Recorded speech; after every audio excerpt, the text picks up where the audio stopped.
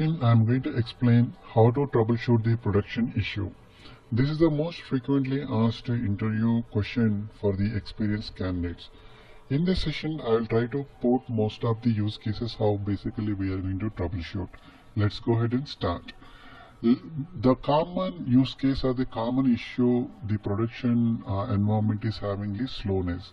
So the production application is maybe slow, or some of the functionalities are not working or the down. Let us say if the application completely down, then basically you have to contact the server teams who basically handles the server side of it. Now if the application is running slow, then basically if your application having any load balancer, then you have to go and see all the instances of your application is up and running. If any of the instance is down, then basically you have to work with the server team to basically bring that instance which is went down. You have to make them up, and you need to basically work with the server team. Let us consider the application is running properly and the some of the functionality is not working. So ideally, when user submits something on the UI, it basically end up with the having some exception on the server side, which is the 500 series. As we know, 500 series is basically something issue with the server side. It might be a code issue, or it might be a resource not available, or a database went down. So that might be those are the common use cases you will see whenever you encounter the HTTP error code as a 500 series. Now, whenever any production issue is basically raised by the business users, it will come as a ticket for you. So either it might be a Zira or the Bugzilla or Joho. So these are the ticket tracking tool, which basically contains about the issue and which functionality is not working and what is the impact on the business. It might be 10 users, 100 users or 1000 users, and based on the impact basically they will rise with the high priority, and then it will have the severity. And for each production issue there will be an SLA associated to it. So that means if there is a severity 1 category and a P0 or the P1, P2, P3, and severity 1, 2, 3, 4.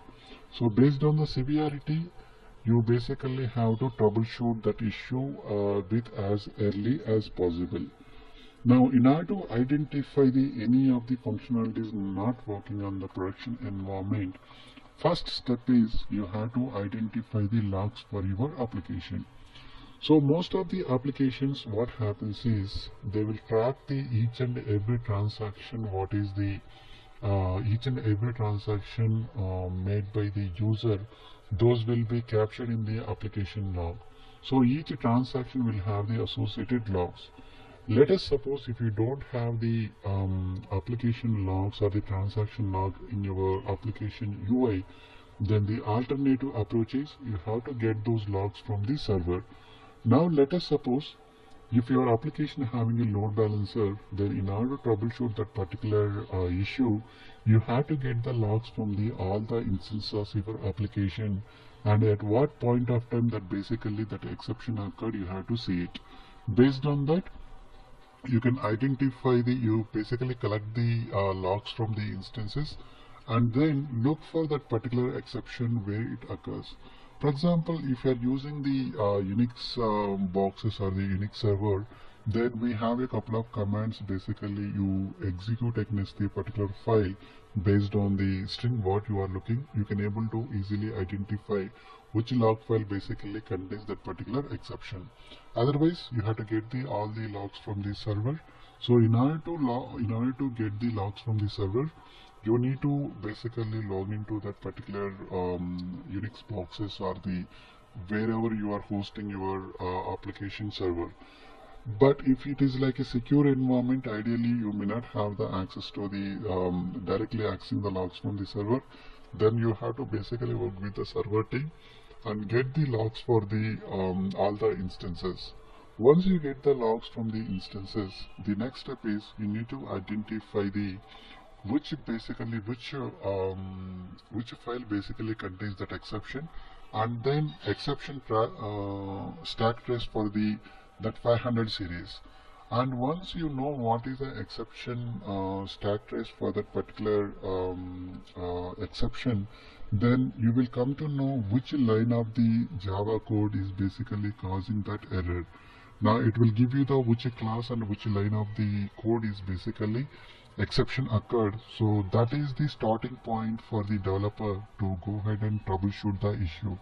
So now in order to troubleshoot the issue, basically that you have to debug the code in your local or the staging environment or whichever the environment where you have the same data setup as your production instance, and then you have to troubleshoot the basically you can start the server in your staging or the local environment or debug mode, and you can troubleshoot which basic what is the root cause for that particular exception. So the exception might be due to the SQL queries is not basically it might be issue with the data, or it might be issue with the code itself. So in that case, once you know what is the either it could be a data issue or it might be a code issue, then you have to basically fix that problem. Once you have fixed that problem, if it is a data issue, directly you can ask your DBA to basically provide that provide the proper data to update, or if it is invalid, then you basically have to delete. But in the production environment, you need to have a proper approval whenever you want to do any data fix kind of a thing. But ideally, your UI might be allowing to enter some null values in the database, but your application code is not handling properly. For example, most of the time we used to see like a null pointer exception, or the particular path is not available. So those type of exceptions generally we see. So if this is a problem with the code, then basically you have to fix that particular problem. Then you need to test that in the local or the dev, and then promote it to the QA or the staging environment. Once the you have tested properly in all the environment, then you have to promote this production fix to the production. So in order to basically provide the fix to the production, it is basically it requires the outage. So that is the reason, based on the business criticality, we need to basically get the proper approvals from the business users. Then we can take the downtime window. We have to basically deploy this code.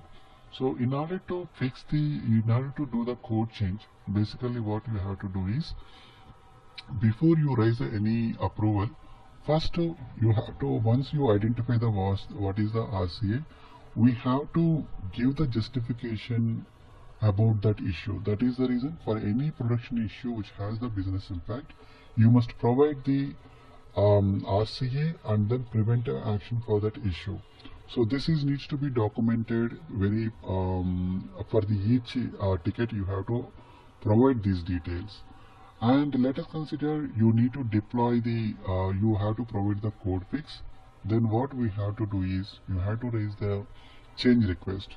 So change request is basically called as a CR, which basically contains what is the impact on the business and what is your deployment and also rollback plan if anything goes wrong. So based on the change request, whenever you raise a change request, it requires a business approval. And also it basically needs the outage, that means downtime for your application. So in the CR you are going to mention what is the business impact and what is the downtime you are expecting, and how much time it is basically takes to deploy and again to bring the application up. So those details you have to provide. For example, if you are using like this is a business outage is going to be required in the case of monolithic application. But if it is like a microservices, if you are using, then ideally only your service is getting impacted. So without having a much outage, you can still go ahead and deploy your code. And once you provided all these things, the change request will be submitted for the approval of the whoever is the owner for that application or the business approvals. Once you get the business approval from the stakeholders, you are going to take the downtime, and then you are going to apply your fix, and again you are going to bring up the production instance up. You basically have to validate, or you have to basically request the business users to validate your fix and if it is working properly or not.